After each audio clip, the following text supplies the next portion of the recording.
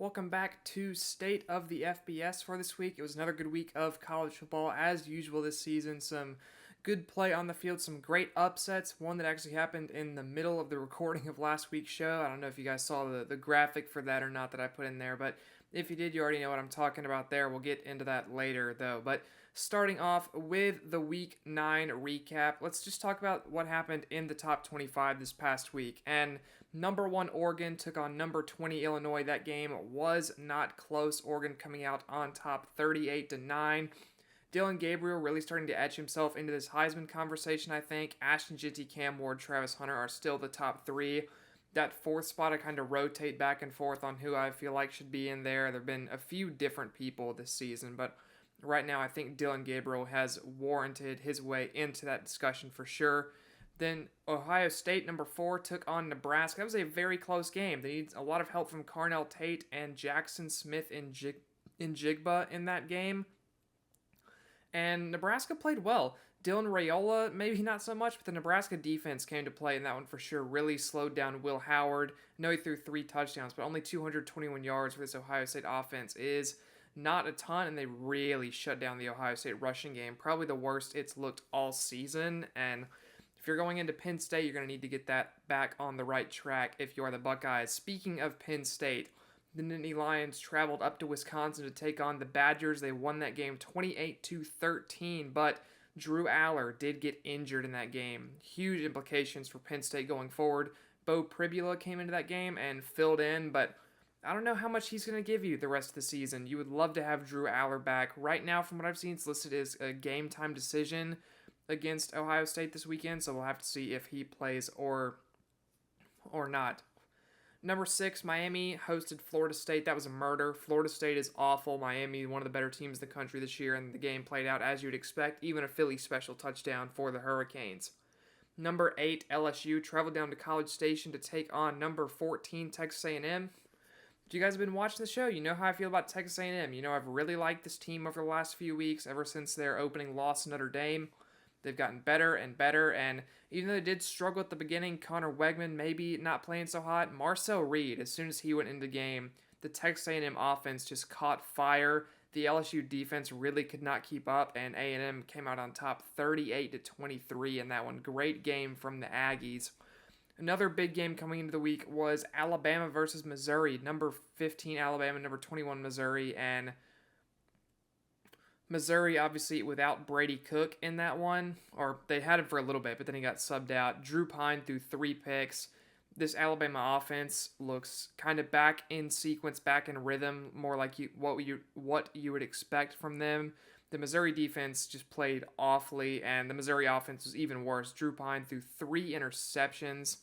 And this Alabama defense, I like what I saw from them in this game, really shutting down the Missouri rushing game, too. Now, is Missouri a good team? Not really. I know they had high expectations, but I really don't think this team should be ranked. They got murdered by A&M. They got murdered by Alabama. Anytime you can only compete with teams like Auburn, like Buffalo, like Murray State, you don't need to be a ranked team. So I'd love to see Missouri get out of the poll as soon as humanly possible. But credit to Alabama for the bounce back. Another ranked matchup. Notre Dame to MetLife took on Navy, 12 versus number 24, and goodness, Notre Dame committed treason by eradicating the Navy. That was an absolute murder. 6 turnovers from the midshipmen. You're not going to win a lot of games doing that. This is a game that I thought Navy had a chance to stay in, compete in, and even win, and I did not account for 6 turnovers. Anytime you turn the ball over 6 times, you are not going to win a football game, except for one exception we'll talk about in a little bit. But Blake Horvath really struggled here. The Notre Dame defense played out of their minds, though. Great game from the Irish.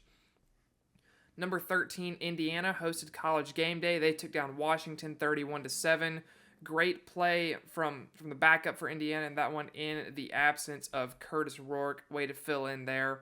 Taven Jackson was the backup for that game. Forgot his name for a second, so I had to go in and find that. But good game from Taven Jackson filling in for the injured Curtis Rourke. Rourke, a game-time decision for the game versus Michigan State this week. And then I mentioned sometimes with 6 turnovers, you can still win a game. And to find out about that, we go to the ACC up in Durham, North Carolina, as number 22 SMU took on Duke. Both these teams were 6-1 coming in, and SMU, they, well, you can probably already guess from what I've said, but they turned the ball over 6 times, still managed to find a way to win this game. Kevin Jennings got banged up in this game, did throw 3 picks, but Malik Murphy for Duke also played well, 3 interceptions, no picks. Usually when you look at that, you think, oh, Duke wins by a landslide, but no. This game was tied at 21 at the end of regulation. Duke went for a game-winning field goal as time expired, but it was blocked by the Mustangs. Then SMU scored first in overtime. Duke then scored a touchdown. Manny Diaz tried to go for the 2-point conversion to win the game. Duke did not get it, and they lose a heartbreaker to SMU. Then our last game of the recap, number 25 Vandy hosting number 5 Texas, and Vandy could have so easily won this game. Diego Pavia had some late mistakes, especially the just lobbed interception to no one. That was not a good play from him at all, but Eli Stowers, Junior Sherrill both played really well for Vandy. Quinn Ewers, still a bit of a turnover problem for him. I would like to see him clear that up if they're going to improve moving forward. But John Wisner for Texas played incredibly well. 17 carries, 79 yards, led the Longhorns in rushing. Great game from the running back. I know when it was announced they're going to be missing C.J. Baxter for a lot of the season, a lot of people were worried about that team. But Jaden Blue, I think people thought would be the feature running back in this team, but it's not. It's Quintravian Wisner. So had to double check on that name before I pronounce it. Don't want to butcher anyone's name too badly on this. Try my best. But Texas still with a ranked win.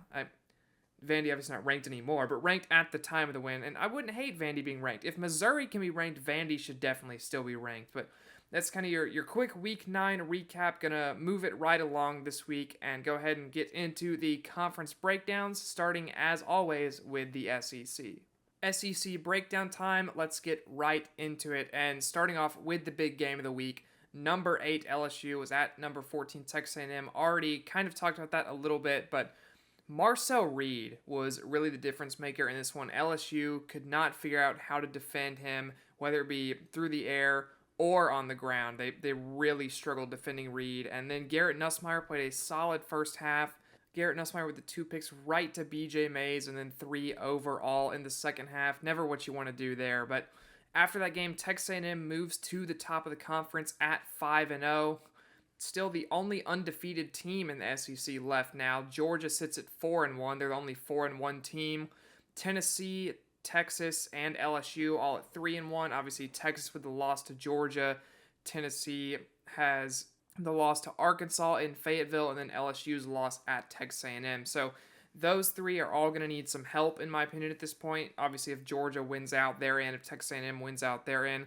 Alabama and Arkansas both at 3-2. I think Alabama still needs big help. I know we talked about this last week a little bit, but the Alabama team right now, you still have difficult games left to play. LSU is obviously going to be tough in Death Valley, although I think LSU has shown they are now vulnerable versus a mobile quarterback. So if you can really take advantage of both sides of Jalen Milroe's game, I think you could easily beat LSU, but still some tough games for Alabama left on the schedule. Arkansas 3-2. They've been a bit of a weird team this year. They blew out Mississippi State this week. Absolute murder, 58-25. Taylon Green keeps racking up stats, but also still a little bit turnover happy. So not quite sure what you're going to get from him week to week. I do like this Arkansas team, though. I think they're going to give some people a surprise as they move down the stretch. Vanderbilt, Ole Miss, and Florida all sit at 2-2. Ole Miss, I think, is one of the most overrated teams in the country. They are number 19, and they seem to struggle every week, no matter who they're playing. They have the bad loss to Kentucky. They really struggled with an Oklahoma team this past week that has had no offensive identity whatsoever. You can't expect to keep winning games if you're playing like this every week. And the fact that they're still number 19 is a bit outrageous to me. I think that they need to be on upset alert versus Arkansas this weekend for sure. So we'll see what happens with the Rebels going forward. Vandy, I still think has potential. I think this is still a ranked team in my opinion. I know the Georgia State loss is bad. I know people are going to say, oh, well, they beat Missouri. So if Missouri's ranked, obviously they can't be ranked if Missouri's number 25. But watch those teams play football, man. Missouri, if you stuck them out on the field with Texas right now, they would get absolutely boat raced. And Vandy just almost beat Texas. So I know you can't use common opponents or like the transitive property in football, but Vandy just looks so much better on every level than Missouri right now. I guess it's the difference between power rankings and actual rankings. South Carolina is the lone 2-3 team in the conference. another team that I think has a ton of potential. The edge duo remains incredible for this team. They beat down Oklahoma a couple weeks ago. Did have a bye this past week, but they do get Texas A&M at home this weekend, so maybe an opportunity for an upset for the Gamecocks, although I personally doubt it. I think they're more at their strength playing these pass-happy teams where Kennard and Stewart can really get after it, but against Marcel Reed, or I would expect it to be a Marcel Reed-led Texas A&M, I think they struggle a bit more. They're not quite as good defending the run this season. At 1-4 is Oklahoma and Auburn. Obviously, Auburn only has the win over Kentucky. Oklahoma with the only win over Auburn.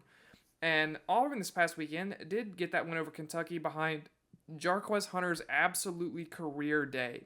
Hunter carried the ball a career-high 23 times for a career-high 278 yards, the fourth best rushing performance in Auburn history.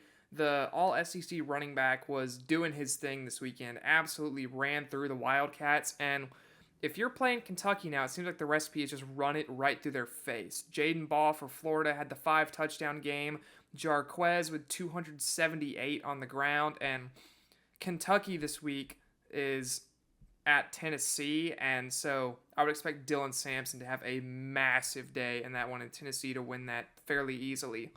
As for Oklahoma, Jackson Arnold was put back in versus Ole Miss. I like that for now. I think you need to let Arnold develop. In my opinion, he has more of an upside than Michael Hawkins. I know Hawkins is more athletic, but I like Arnold as a passer more than I do Michael Hawkins Jr. at this point. Kentucky then sits at 1-5. This is a disaster of a football team. They seem to get worse and worse every week. They had the almost upset of Georgia, then they beat Ole Miss on the road, and since then they've looked like a middle-of-the-pack MAC team. They are just horrific, getting boat raced by every team playing them the last few weeks, and it's just, I don't really see a turnaround in sight for this Kentucky team, which it doesn't make sense that they're getting run through as much as they are with how good this defensive line is on paper. I know J.J. Weaver got hurt in the Auburn game, but still, Deion Walker, Octavius Oxendine at the middle, this shouldn't be a team that gets run through like that, even though run stopping isn't necessarily Walker's game. He's more of a pass rush guy, but I just feel like there's more in this team that hasn't quite been unlocked yet, or that was unlocked for the Ole Miss game that we haven't seen again. Then at the bottom of the league, it is Mississippi State still, although this team is fun right now. They're going to put up points, they're going to be chaotic, and if you're playing Mississippi State, I think you need to be careful. They get UMass this week, so pretty easy win for them. But then they get shots at ranked teams for the rest of the year. They get Tennessee in Knoxville. I doubt they win that. They get Missouri at home. I think they could beat Missouri, honestly. And then they play at Ole Miss. We know the Egg Bowl is always crazy. And I think this is one of the better bad teams in the country, if that makes any sense. I really love what Michael Van Buren has been doing. He's fun. He just puts up numbers. Davin Booth running the ball is solid, and then Kevin Coleman Jr. is such a fun receiver. Had another 100-yard game this past week versus Arkansas, and they're just fun. They're fun to watch. If you want to see some points scored, if you want to see maybe not the best football ever, but entertaining football, check on the Mississippi State game. You will have a good time. But that's kind of the state of the SEC right now, where your standings are at, and with the college football playoff rankings coming out this week, I wanted to give my thoughts on which teams here I think should be ranked in the first college football playoff rankings coming out later this week. They will be out before I record the next episode, so I wanted to go ahead and do it. I think that Texas, Tennessee, Georgia, and A&M all deserve to be top 10 teams. I would have Georgia and Texas both in the top 5, and A&M kind of maybe in the 7 to 8 range. I think Tennessee is at the very back of the top 10, at least in my opinion. I think Alabama and LSU belong somewhere around 15th. Both of them, I think that's about right. And I think that's all the ranked teams the SEC deserves to have. I personally would not rank Ole Miss right now. That might be kind of a hot take. I don't know. I don't like what I've seen from them. They're struggling consistently. I would expect them to be ranked still because of their 6-2 record. I know it's weird to say don't rank a 6-2 team. Just I don't like what I've seen on the field from them at all. And then Missouri, I also think doesn't deserve to be ranked. I don't think I would get a ton of argument on that one. And I'm not quite sure Vandy's a ranked team either. I think they're just outside still. I would put them in maybe 27th if I was doing a ranking. But as far as the top 25, that's who I think deserves to be there from the SEC. But that is it for your SEC breakdown this week. So thanks for tuning into that for those of you who are just watching the short version on YouTube. But now let's move on over to the Big Ten. Some interesting games in the Big Ten this past weekend. We already talked about Ohio State, Nebraska a good bit, and Indiana, Washington touched on a little bit, Penn State, Wisconsin, Illinois, Oregon, but the Rutgers Southern Cal game was one of the weirder games of the season. Is Athian Kaliakmanis for Rutgers outpassed Miller Moss, but only threw the one touchdown in that game as Rutgers lost 42-20. A little bit kind of a weird game. Rutgers have been so up and down. They started the year, I believe, 4-0 and are now 4-4 after a 4-game losing streak in conference play, I think. But no turnovers for either team. Just Rutgers unable to capitalize on drives. They outpossessed USC and they lost by 22 points. Bit of a weird one there. So that was also a super late game on a Friday. I think it started at 11 p.m. Eastern time. So I don't know. I don't know why you would do that. I get it's out west, it's at Southern Cal, but to make Rutgers go out there for an 11 p.m. start time is a bit insane, in my opinion. Maybe chuck like an 8 p.m. Eastern time start time in there. It'd be a little bit nicer on the Rutgers boys. But elsewhere in the conference, Iowa beat Illinois 40-14 in the greatest Iowa offensive output since 1872. That's not official. It just feels that way. And they did it with only 79 passing yards. Caleb Johnson continues to be an incredible player. I think if not for Ashton Jeanty, this is the best running back in the country. 14 carries, still went over 100 yards, had 3 touchdowns. So give some love to Caleb Johnson if you're watching Big Ten football out there. He is an incredible player for sure. Michigan beat Michigan State 24-17. I thought Michigan State might be able to pull this upset off, but in the Big House, just too much Michigan, even though they still have not really discovered the forward pass. Minnesota obliterated Maryland 48-23. I think this is a Minnesota team that people are going to look at the end of the year and say, how are these guys only whatever their record ends up being? Because this is a team with a lot of potential. Max Brosmer is a very solid quarterback, threw for 320 and 4 touchdowns in this game. And I still think that PJ Fleck is a good coach out there in Minnesota. You know, they still have the whole row the boat thing going with him. But I don't know that they're ever going to have the recruiting to become a big team in the Big Ten, especially now with the powers of Oregon, Southern Cal, Washington, and I guess UCLA in the conference. I just don't think they have that ceiling. I never think you get back to what you saw when Antoine Winfield was there. I don't think you ever reach quite those highs again. But as far as the Big Ten standings, Indiana is ranked number 13 right now at the top of the conference. They are 5-0 along with number 1 Oregon. So still a lot of power at the top of the Big Ten. Penn State also undefeated in conference and overall 4-0, 7-0. Ohio State 3-1 in the conference. They're the only 3-1 team in conference play. Then you have Illinois, Iowa, Michigan, Minnesota, and Wisconsin all at 3-2. I think those are 2 different tiers of teams. I think Illinois and Iowa are much better than Michigan, Wisconsin, maybe not Wisconsin, but Michigan and Minnesota for sure. I think Wisconsin can still compete with those others.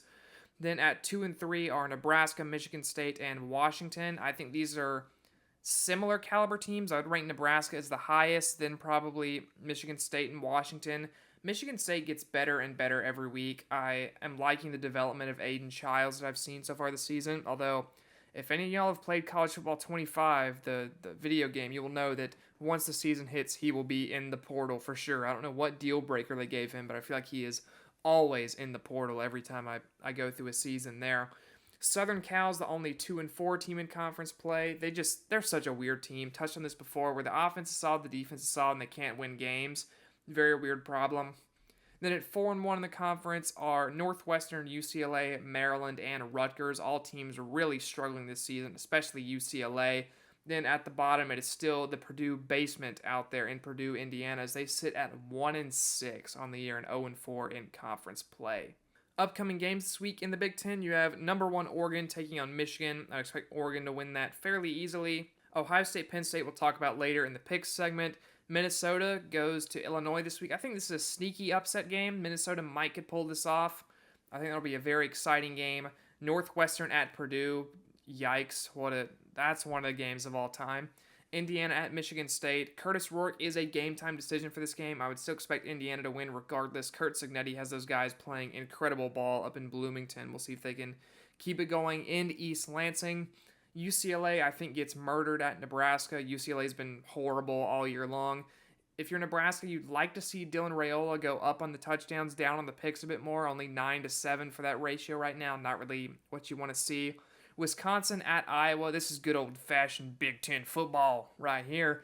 But Caleb Johnson, I think, is the difference in this game. I think he's the best player on the field in this game easily, and I don't think Wisconsin's going to have an answer for him. So give me the Hawkeyes. Then USC at Washington, classic Pac-12 game. This is one where I'm not sure who I want to go with because I think both Will Rogers and Miller Moss are good quarterbacks.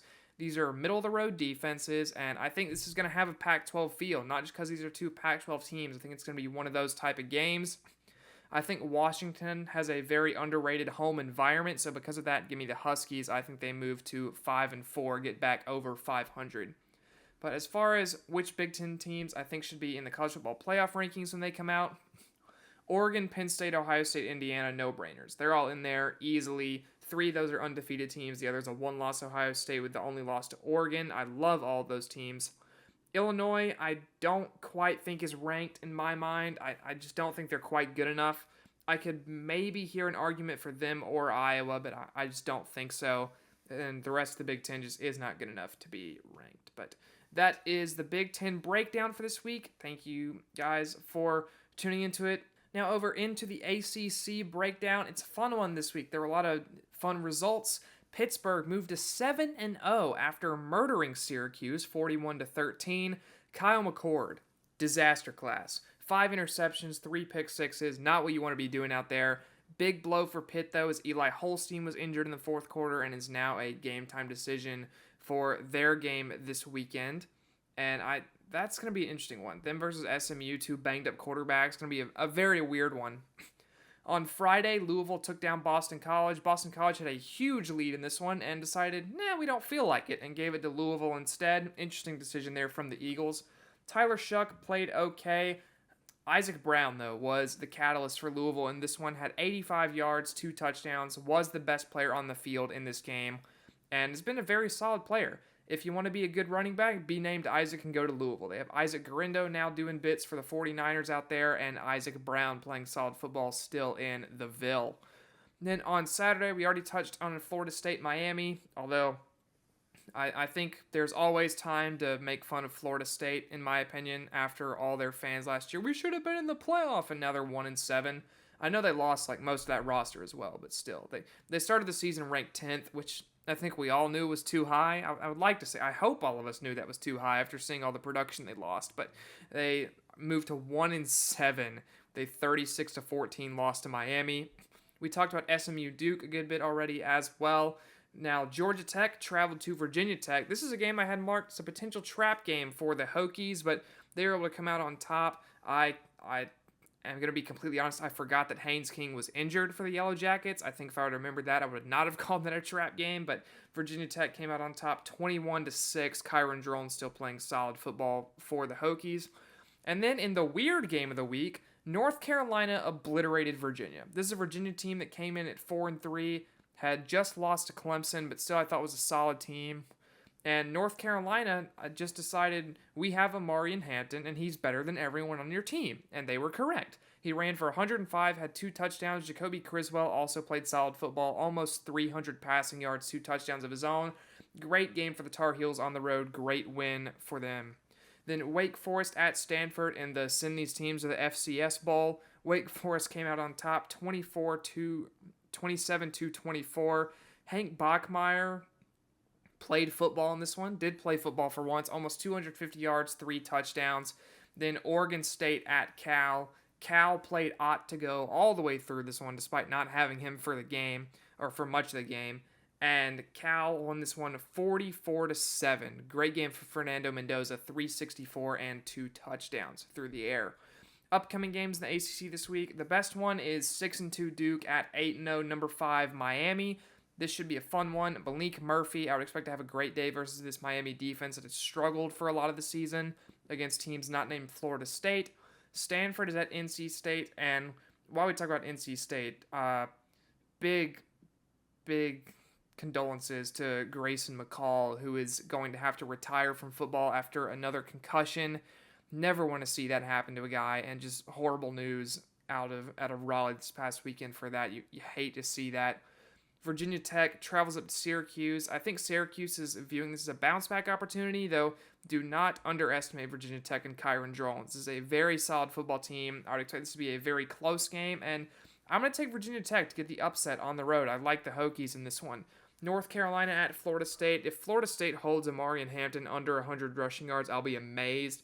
I expect them to run all over the Seminoles. I think North Carolina wins that one fairly easily. Louisville travels to Death Valley to take on number 11 Clemson, and Clemson's just way better, in my opinion. I know Louisville's 5-3, but Cade Klubnik is playing incredible football. Phil Maffa is a great running back for the Tigers. Peter Woods up the middle is such a fun player on that Clemson D-line, so I think Clemson's just too talented. I think they beat Louisville. Then the other night game, number 18 Pitt at number 20 SMU. We'll have more on that one in the picks segment a bit later. As far as your ACC standings, it is still Clemson and Miami at the top, 5-0 and 4-0 respectively in the conference, even though Clemson does have the one loss to Georgia out of conference. SMU also 4-0 in the conference, sitting at number 20, and then number 18 Pitt 3-0. So still 4 undefeated teams in conference play. I know Clemson plays Pitt. That should be a very fun game later in the season. The lucky team in all this is SMU, who only plays Pitt, and they get them at home this weekend. So SMU, I think, probably has the easiest path to the ACC title game as the season stands right now, other than Miami. Miami still might not play a ranked team the entire season, which would be ridiculous for a top 5 team, but it is what it is, I guess. Virginia Tech sits at 3-1, Louisville's at 3-2, Georgia Tech 3-3. Those are all decent teams. Syracuse and Duke at 2-2. I think those are better teams than where they sit in the conference. I'd expect them to rise. Wake Forest 2-2. I expect them to fall. Virginia 2-3. They're a decent football team, but I think they got exposed a bit versus North Carolina this past week. Boston College, NC State, and North Carolina all at 1-3 in the conference. North Carolina should move to 1-2 this weekend with the opportunity to play versus Florida State. Stanford at 1-4. They're not even that good. Florida State at 1-6 in the conference, which, holy cow, how are you 1-6 in the ACC? Then Cal still at the bottom, waiting for that first conference win at 0-4, despite murdering Oregon State this past weekend. As far as teams I think should be ranked in the college football playoff rankings for the ACC, Clemson, Miami, SMU, Pittsburgh, I think all deserve to be top 15 teams. SMU is the only one of those teams that what some people would say is a bad loss, and it was to BYU, who's still a highly ranked team. So I think all these teams are top 15 material when the first rankings come out. The only other team I could really hear an argument for being ranked is Duke with their 6-2 record. I just don't think their resume is good enough to get in, but that is it for this week's ACC Breakdown. Now over to the Big 12, which for some reason is the most viewed breakdown on this channel so far, by far. So glad you guys are loving the Big 12 content. We'll keep it going this week as usual. And let's start off with the recap. Number 11 BYU went down to the bounce house, took care of UCF fairly easily. Jake Retzlaff played a great game, took over the bounce house down there. RJ Harvey held to a measly 127 yards. Yes, I said held to 127 yards. He's been incredible this season. Kansas State survived versus a 2-6 Kansas team, which is, I think, better than their record. They've struggled with injuries a good bit this year, but Kansas State coming out on top 29-27 to remain ranked at number 16. Avery Johnson, still a bit of growing pains, but this rushing attack, whether it be DJ Giddens or Avery Johnson's legs, they're incredible. I love the Kansas State rushing attack. It's one of the best in the country, and they show it every week as far as team rushing. There's not a lot of teams that do it better than the Wildcats so far this season. Then Oklahoma State lost to Baylor. I thought Oklahoma State would win this game. They're just even worse than I thought. They moved to 0-5 in the conference. Alan Bowman is having to do everything. What happened to Ollie Gordon? I have no idea what happened to Ollie Gordon. He rushed for 18 carries for 77 yards, and that's one of his better games of the season. He just has not been the Heisman hopeful that people expected him to be coming into this year. Not even close. Baylor outplayed them in every way. Pendergrass had 142 yards on the ground. I don't know how you allow that to happen. On only 6 carries. Absurd. And had a touchdown. What are you doing, Oklahoma State defense? Get it under control. Then another surprise was Texas Tech falling to TCU on the road. Josh Hoover played well in this one. 344 yards, 3 touchdowns. Had a bit of the old school Big 12 vibes with these two teams. Really loved this game. It was great viewing for sure. West Virginia beat Arizona. This is a pick that I flip-flopped literally at the last second. I have a ESPN college football picks group with some of my friends, and I flipped this one 30 minutes before it locked from Arizona to West Virginia. I was like, I think they come out on top here, and they did. So thank you, West Virginia, for winning 31-26. Teteroy McMillan continues to get his. Had 202 yards. The problem is Arizona only had 294 passing yards. So it's McMillan or no one for this offense at this point, really. Then Utah lost to Houston, which, Jesus.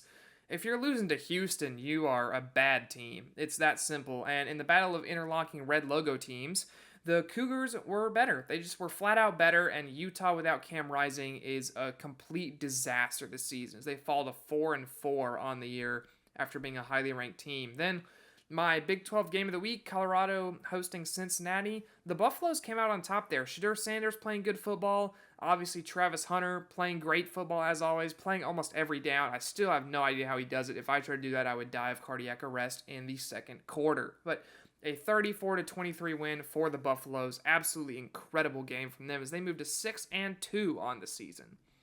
As far as your Big 12 preview for this coming week, my upset of the week is Texas Tech traveling up to Ames to play number 11 Iowa State. I think Baron Morton is going to have a day in this one. Has 17 touchdowns, only 3 picks on the year. I think Iowa State really struggles to contain him. They almost lost to UCF at home. They're not going to be ready for Texas Tech. The Raiders come in, they knock off undefeated Iowa State, and Iowa State is the biggest fraud in the country. I know I mentioned earlier Ole Miss as one of the biggest. Iowa State is the biggest, so we'll see what happens there. Number 17, Kansas State travels down to Houston to take on the Cougars. I think they win this game fairly easily.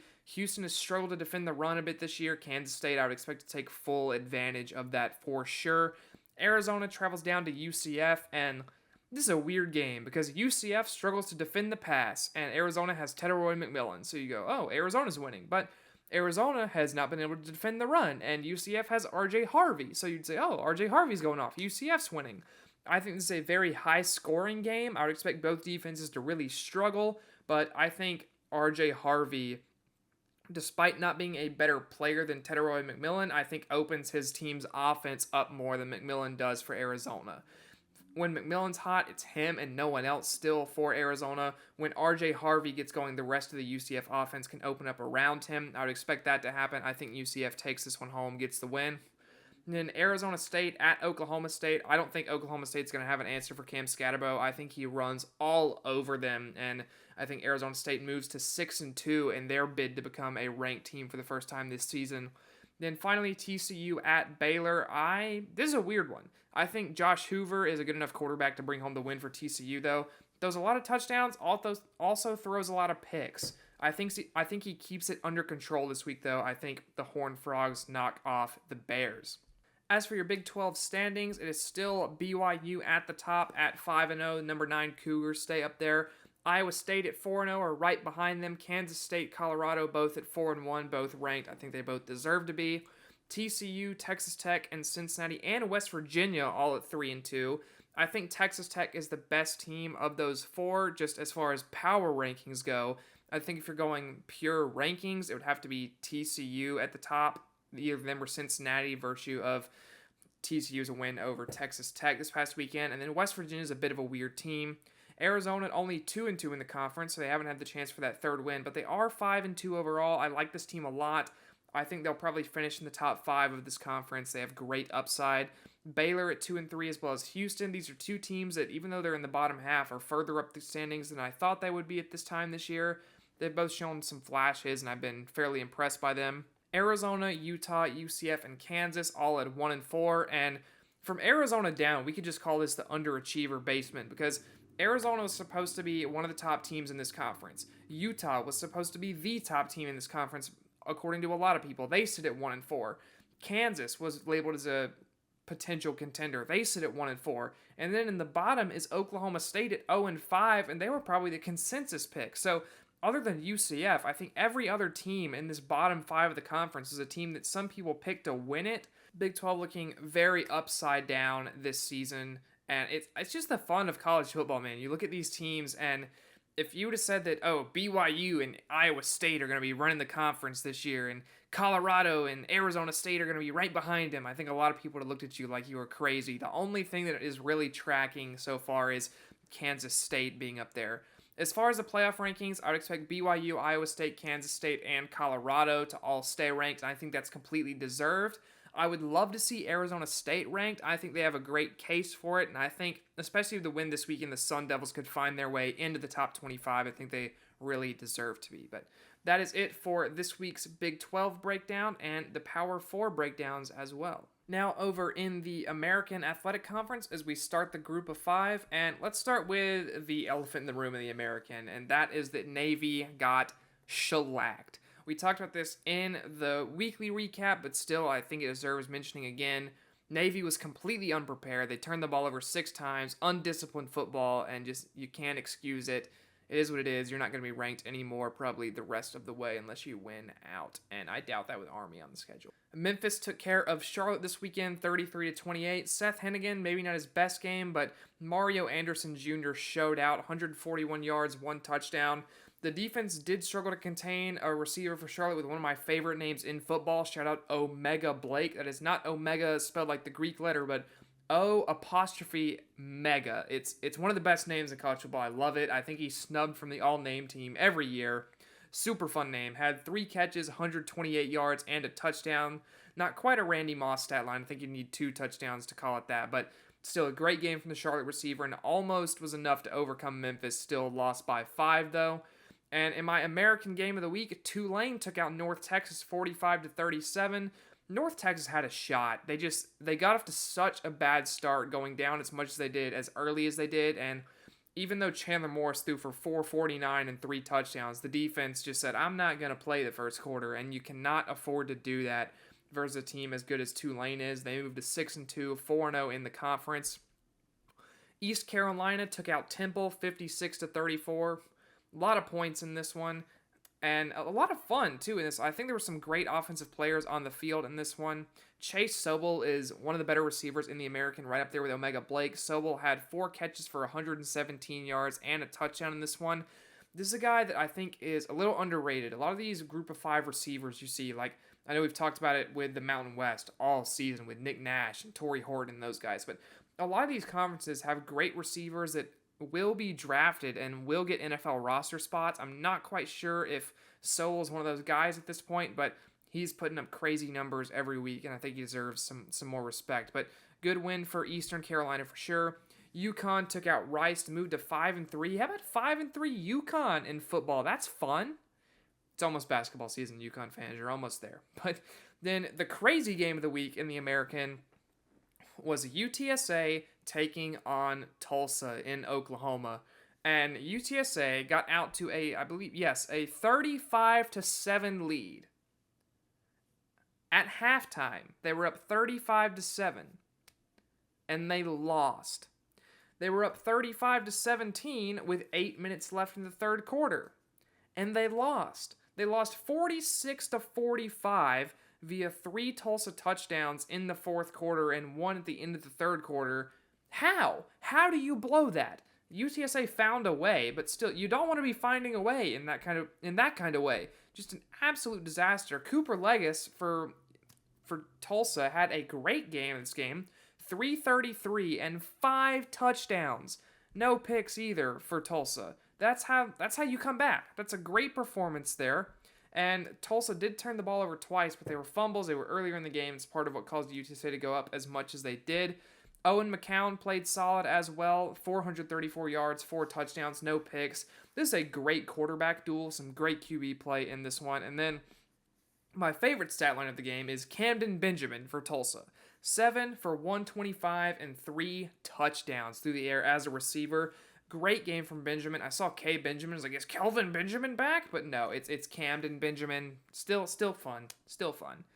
Kelvin Benjamin lives on in spirit. I don't know how much Camden Benjamin weighs. I don't know if he's Kelvin Benjamin large. But either way, great comeback win for Tulsa, 46-45. Very fun game. If you didn't tune into that one, I think you missed out. Upcoming this week in the American, Charlotte's gauntlet continues. They host Tulane this week after traveling to Memphis. Rough couple weeks for the 49ers. South Florida travels to Florida Atlantic in the battle of some underachieving teams. South Florida I really thought was going to be a lot better under Alex Golesh this season. They have struggled. 1-6 Air Force from the Mountain West is at number 21, undefeated Army. I would expect Army to roll through that one pretty easily. Memphis is at UTSA. You could see some fireworks in this one. Could be very high scoring. I cannot wait to see what Mario Anderson Jr. does to this UTSA defense that struggled on the ground. I think that he has a big day. Tulsa at UAB. I think Tulsa takes this one. UAB just isn't good enough. They're 1-6, and Lee Beebe Jr. can't do everything if you're the Blazers. You have to have other means of offense. Then 6-1 Navy travels to Rice. I think Navy's going to be out for revenge. I think they obliterate Rice this week. But as far as the American standings, Army is at the top at 6-0. Navy, Tulane are both 4-0 in the conference, so they stay up near the top. Memphis at 3-1. Then Charlotte, North Texas, ECU all at 2-2 in the conference. North Texas, this is going to feel like a huge missed opportunity for them, in my opinion, if they don't at least finish top 4 in this conference this year. It's such a good offense. The Ohio transfer Chandler Morris has been such a good player this season. I know I talked about him in the Heisman discussion almost last week, which is a bit insane, I'll admit, but he's such a fun player. I wanted to get more people knowing and talking about Chandler Morris because he's so fun to watch. South Florida is at 1-2 in the conference. In 1-3, you have Temple, Tulsa, Rice, and UTSA, all just kind of whatever group of 5 teams. Then at the bottom are Florida Atlantic at 0-3 and UAB at 0-4, and I would expect those guys to stay there. As far as teams ranked in the college football playoff rankings, I think it's really only Army for them now that Notre Dame beat down Navy as much as they did. I think Memphis has a shot at 7-1. I think they can maybe sneak in at 25th, but it's probably going to be Army and no one else from this conference as of right now. I think Memphis would have to win out in all likelihood for that to happen, but that is your American breakdown for this week. Now over into CUSA, where one of the biggest upsets across college football happened this past week as Kennesaw State, previously winless Kennesaw State, took down undefeated Liberty for their first FBS win in program history. Davis Bryson played a great game, completed 75% of his passes. That's not how math works. Was 16 of 20. I believe that's 80%. I'm not a math guy, so I believe that's 80%. If I'm wrong, fix it in the comments. I don't know what to tell you. I'm not a math guy. But Kennesaw State took down Liberty 27-24. The one turnover Liberty, the Caden Salter interception, was big in this game. And then Kennesaw State had 134 yards rushing on the ground as well. So this is a solid Owls offense. They had home field advantage. They got to storm the field twice, which was fun. So look into that. That was fun. But yeah, huge win for Kennesaw State. And Liberty's playoff hopes are cooked. Now, I think they pretty much were anyways because they have such a soft schedule, but they were going to have to go undefeated. So they are out for sure. And as far as the rest of CUSA this week, Liberty is losing once again currently to Jacksonville State, who is up 24-21 on them, and they're moving the ball right now with 4 minutes left in the fourth. So, barring disaster, I think JSU has that one. Western Kentucky is murdering Kennesaw State 31-7, so no good vibes continuing for the Owls. Florida International beat up on New Mexico State 34-13. Big win for Pitbull.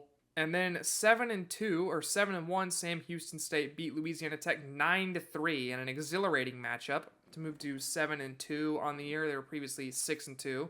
Don't know why I couldn't say that record correctly, but they were previously 6-2. Moved to 7-2 with a 9-3 win. That's what you turn to CUSA for. But the CUSA standings, Western Kentucky is still at the top, 3-0 in conference, 5-2 overall. Jackson State just behind, 3-0 in the conference, 4-3 overall. Sam Houston 4-1, Liberty 3-1, Florida International 2-3, as well as Louisiana Tech. Kennesaw State 1-2, Middle Tennessee State 1-3, and they have a running back that will be entering the transfer portal now. I do not remember his name off the top of my head, but their running back will be entering the transfer portal. So tough break for the Blue Raiders. Let me see if I can find his name right quick. Frank Pleasant. That's it. Frank Pleasant will be moving teams next year. He'll be transferring away from Middle Tennessee State. So, gone and probably forgotten. New Mexico State, UTEP, both at 1-4 at the bottom of the conference. Neither of them are very good. It's CUSA. What do you expect? But that is your CUSA breakdown for this week. It is Maction time. Time for the Mac breakdown this week. And start off the recap. Ohio smacked around Buffalo 47-16. That game was not close. Miami of Ohio beat down Central Michigan in a similar fashion, 46-7. Eastern Michigan stunned by Akron. Akron moves to 2-6 on the year. I'm not sure if that eclipses their preseason win total. I think it was somewhere in that range. But Akron with the second win of the year, 25-21. Imagine losing to Akron. That is disastrous. Ball State took out Northern Illinois 25-23 as Notre Dame's loss looks even worse week by week. Northern Illinois falling to 1-3 in the MAC. Bowling Green in a pick I had for this week that I'm pretty sure I mentioned on the show last week. They took out Toledo 41-26. Toledo turned the ball over twice. Bowling Green didn't turn it over at all. Harold Fannin Jr. had a game just as he always does, 6 for 74 and a touchdown from, in my opinion, the best tight end in college football, at least stats-wise. I think prospect-wise, it's probably either Gunnar Helm or Eli Stowers right now, but Harold Fannin Jr. is a freak too, so tune into him. He's great television. Bowling Green is fun. Bowling Green is such a good team. I feel like I say this every week, but I think they're going to win the MAC. They're the best team in the MAC in my eyes. They almost beat Texas A&M and Penn State, two top 10 teams in America. This is such a good Bowling Green team. If you don't know about Bowling Green, find out. Then finally, Western Michigan beat up on 0-8 Kent State 52-21. Your preview for the MAC this week, there's not a lot happening. There's only 2 MAC games this week. It's Buffalo at Akron. I would expect Akron to lose because they're Akron. I know they just beat Eastern Michigan, but whatever. Then Toledo takes on Eastern Michigan in Ypsilanti. Pretty sure that's how you say that. I would expect the Rockets to come out on top. Eastern Michigan just lost to Akron. If you lost to Akron, you're not good. That's how it works. So give me the Rockets. As far as the MAC standings, Western Michigan sits at the top at 4-0 in conference, 5-3 overall. Miami of Ohio, and Bowling Green are all 3-1. I think Bowling Green and Western Michigan are on a collision course for the MAC championship game, and I would expect Bowling Green to win that. Buffalo, Eastern Michigan, Toledo, Ball State all are 2-2 in the conference. And then Northern Illinois, Central Michigan, and Akron at 1-3. Kent State at 0-4. Akron and Kent State always occupying the bottom down there. It's like it's their job. As far as college football playoff rankings, it's the MAC. I don't know what you want from the MAC. I think their only chance is really Bowling Green, but you look at a 4-4 MAC team and say, there's no way I'm ranking that guy. So I just don't think it's in the cards for them this season. I think Western Michigan is probably their best chance, and they would have to win out. So, and even then, there's no way at 9-3 Western Michigan gets ranked. So, I don't think you'll see any MAC team in the playoff rankings this year. That is your MAC breakdown. Let's move on now to the Mountain West and the Pac-12. Let's start with the Friday night game. Number 17 Boise State traveled to Las Vegas to take on UNLV. They got the win in that game, 29-24. A close, competitive game. Ashton Jeanty with a measly 128 yards. Although, if you look at his average per carry, it wasn't an incredible game. 33 carries, 128 yards. About 4-ish per carry for Jeanty, and that's just not his standard. I would expect him to be better the rest of the season. Did have a touchdown, though. New Mexico lost at Colorado State, 17-6. This is a low-scoring game. Devin Dampier threw for over 300, but threw 2 picks. So, not what you want to do there. That's how Colorado State gets the win. Utah State took down Wyoming in Wyoming, 27-25. These are 2 of the worst teams in the conference. If you tuned into that one, well, you're a different level of fan than me, because I, just as a general college football fan, would not have ever considered flipping that game on. San Jose State traveled to Fresno State and got obliterated, 33-10. I picked that one wrong. Nick Nash didn't really do much, and I thought Nick Nash was going to take over, so is what it is. Washington State beat San Diego State 29-26 in San Diego to move to 7-1 on the season. And Hawaii took down Nevada in Hawaii 34-13. Now, your Mountain West preview for this week, and also Oregon State got obliterated. They're in this too. San Diego State travels up to Boise, Idaho Friday again. That'll be at 7 p.m. Central, 8 p.m. Eastern. Number 15, Boise State gets San Diego State. Ashton Jeanty, I think, runs all over them. We already mentioned Army Air Force. I'm taking the Army. Wyoming at New Mexico. I think Devin Dampier will be the best player on the field in this game. I expect them to do enough to beat a pretty awful Wyoming team. Hawaii just does not have the skill, in my opinion, to win at Fresno State this week, so give me the Bulldogs in that one. Then Colorado State travels to McKay Stadium in Reno, Nevada to take on the Wolfpack.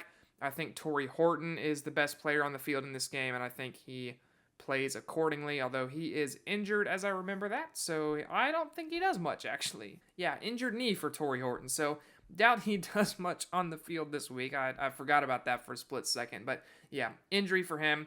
Utah State takes on number 22 Washington State. I think Washington State is the better team in that one. I think they pull out the win there. And then Oregon State hosts San Jose State. I think this is a close game. I could see San Jose State winning, and I think they do. I'm sticking with Nick Nash. More Nick Nash. I think they pull off the win via Nick Nash. But as far as the standings, Boise State, Colorado State still atop the Mountain West at 3-0 each respectively. San Diego State 2-0, Fresno State 3-1, UNLV 2-1, San Jose State 3-2, New Mexico 2-2, Hawaii 1-2, Utah State and Wyoming 1-3, and then Air Force and Nevada at 0-4 and 0-3 respectively.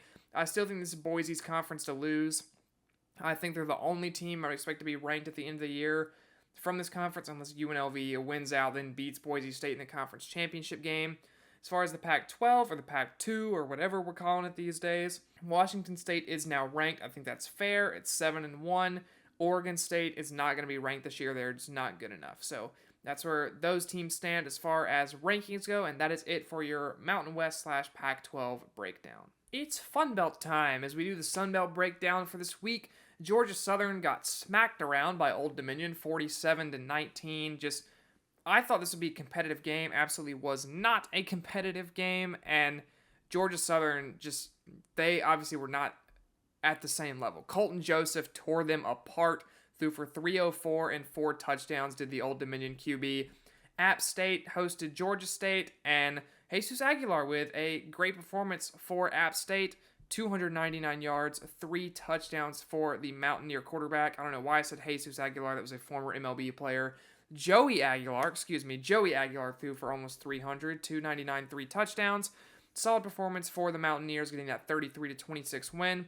James Madison hosted Southern Miss, beat them 32-15. George Pettaway, great performance for the Dukes, 16 carries, 119 yards, and a touchdown. Solid performance for them. JMU stays near the top, they're 6-2, but they're 2-2 in the conference. They stay kind of in the middle area, like we've talked about. UL Monroe traveled on the road to South Alabama, down to Mobile, and got obliterated. General Booty got beat up in this game. South Alabama just was the better team by far, and not much else to say on that one. UL Monroe could not compete. This is probably the worst they've looked in a game all year.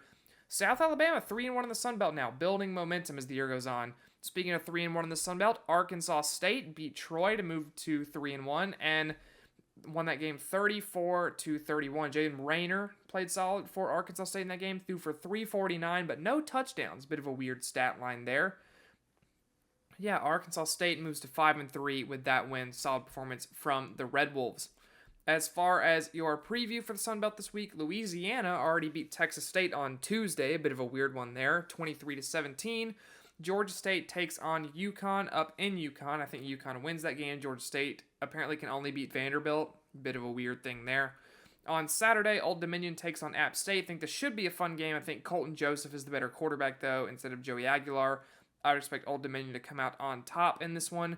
UL Monroe plays at Marshall. I think that despite how good A.J. Turner's been for Marshall on the ground this season, UL Monroe, I think, has better upside. General Booty in this offense, I think, is going to be enough to win this game. Coastal Carolina plays at Troy. Troy is awful. I think Coastal wins this game. Then the Sun Belt game of the week is Georgia Southern traveling down to Mobile to take on South Alabama in a battle of 3-1 teams in the Sun Belt near the top of the Sun Belt, and I think this one goes the way of the Jaguars. Give me South Alabama. Give me, as they say on the ESPN abbreviations, give me USA. As far as the Sun Belt division standings, Old Dominion is at the top of the East, tied with Georgia Southern. They are both 3-1. Marshall at 2-1. James Madison 2-2. Coastal at 1-2. App State at 1-3, and Georgia State at the bottom at 0-4. I would expect Old Dominion to win this division now after the win over Georgia Southern. I think they are best positioned, and I think they're going to be able to carry momentum through the rest of the year.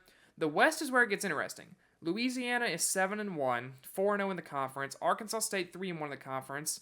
South Alabama 3-1, UL Monroe 3-1, Texas State 2-2, Southern Miss, Troy, they're both 0-4. No one cares about them. But UL Monroe, South Alabama, and Louisiana, I think is going to be a great battle for the West and the Sun Belt. If I had to pick right now, I think I'd still give it to Louisiana, but South Alabama is on fire right now. I think they could make a run at this before the year is over.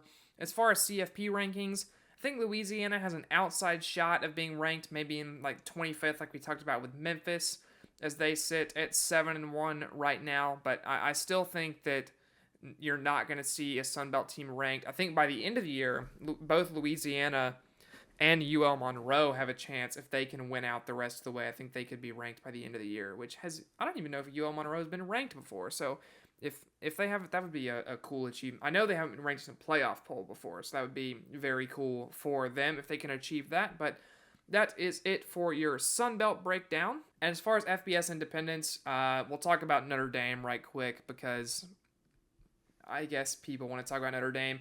We've kind of mentioned all there is to mention with them. With the Navy game, they've moved to 7-1. They're still a top 10 team at number 8 right now. They're one of the better teams in the country, probably the best secondary in the country still, in my opinion, even with the Benjamin Morrison injury. They are incredible back there. UConn has moved to 5-3. They're a solid enough team. They get Rice this week. They played Rice last week. I think they're going to keep rolling. They're a solid enough team. And then UMass is awful. They're 2-6. They're bad. They play Mississippi State. They're going to lose again. So that's it for your independents. Quick one on the Heisman race. It's still Ashton Jeanty for me right now. I think he's the best player in college football. It's so tough for me, though, who's number 2, either Cam Ward or Travis Hunter. I could honestly buy either guy in that 2 spot. For now, I'm going to give it to Hunter just because the playing both sides of the ball is incredible, something we haven't seen since, I think Miles Jack was the last person to do that really did it even remotely as well as Hunter is right now. And then Cam Ward is putting up otherworldly numbers, so he is probably the best number 3 in the Heisman race we've had in a while. And then for number 4, I guess Chuck Dillon Gabriel, and it is what it is. Now onto the picks segment to round it out this week for Week 10. Not the best slate we've seen all season, but still some solid games. Oregon is at Michigan in the Big House. I think Oregon wins this game. They're just a better team than Michigan easily, in my opinion. Number 2, Georgia takes on Florida. That's always a fun game. World's largest outdoor cocktail party. With Florida's freshmen, I might say they could at least compete, but Kirby Smart notoriously hates the Gators, so I think that Georgia's going to be fired up, ready to go. That defense is incredible, and they're going to be able to handle Florida easily, I think. Although Carson Beck needs to cut down on the interceptions quickly. Normally, I'd say don't throw at Jason Marshall, but Jason Marshall for the Gators is now out for the year with a shoulder injury. So that is tough for Florida fans. Then number 4, Ohio State travels to Penn State Beaver Stadium to take on the Nittany Lions. And this is a stoppable force, movable object type of matchup between Ryan Day versus ranked teams and James Franklin versus Ohio State. It's bad. So I think that's a real struggle, or Ryan Day versus top 5 teams, or whatever the stat is where he's really struggled. I think that Ohio State wins this. I just don't think that, especially if Drew Aller doesn't play. If Drew Aller doesn't play, Penn State is absolutely cooked. I still think Ohio State wins regardless. I think the rushing attack will be able to get back going, open it up a bit more for Will Howard. Number 5, Miami hosts Duke. I think that Miami is the better team. I think their defense is still struggled, but Cam Ward is easily going to outplay Malik Murphy, in my opinion. So give me the Hurricanes there. Clemson hosts Louisville this weekend. I think we've mentioned this one already. Clemson's just a better team. I think they get that done. Tennessee hosting Kentucky. Dylan Sampson might rush for 8,000 yards in this game against the Kentucky run defense, how it's looked the last couple weeks. Give me the Vols. Number 10, Texas A&M is at South Carolina. Touched on this one too. I think A&M gets the win here. Number 17, Kansas State at Houston. Mentioned that a little bit earlier. Kansas State, I think, is the better team. I think they get that done. Indiana at Michigan State. I think Indiana is going to be the much better team by far. When we mentioned my upset of the week, Texas Tech at number 11, Iowa State. I think they get that done fairly easily. Number 19, Ole Miss travels to Arkansas. This is another game I think will be an upset. Arkansas has some of the statistical leaders in the SEC. Not necessarily the top, but they're all top 5. Jaquinton Jackson's top 5 in rush yards. I know he's hurt with an ankle injury right now, but still, it's neat. Andrew Armstrong is second in the SEC in receiving yards, and Taylon Green is third in passing yards. So I think the Arkansas offense is going to give the Ole Miss defense some fits, and against this Arkansas defense, I don't know if Ole Miss can keep up or not, especially in Fayetteville. We'll see, but right now I lean Arkansas in that game. San Diego State and Boise State we mentioned already. I think the Broncos come out on top there. And then finally, number 18 Pitt at number 20 SMU. This is an interesting game because both of these quarterbacks are banged up, both Kevin Jennings and Eli Holstein. I think if they both play at full health, I would take SMU at home, but if they're going to be banged up, I just don't know. I'm not sure what the health is on either of these guys right now. I think I'm going to lean Pittsburgh in this one because even if Eli Holstein doesn't play, I think the defense is good enough to really clamp down SMU.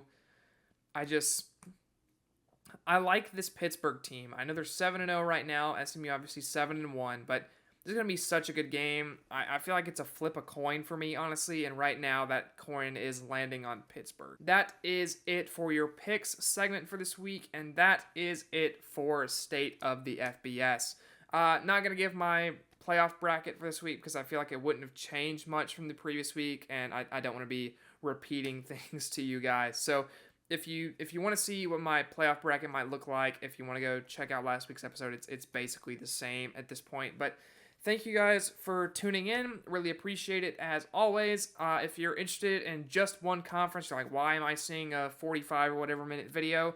You can check out the individual conference breakdowns. Those will be on Instagram as Reels. They will be on the YouTube channel, and they will be on TikTok. Going to get that started as well. But thank you guys all for tuning in once again, and I will see you next week for another episode of State of the FBS.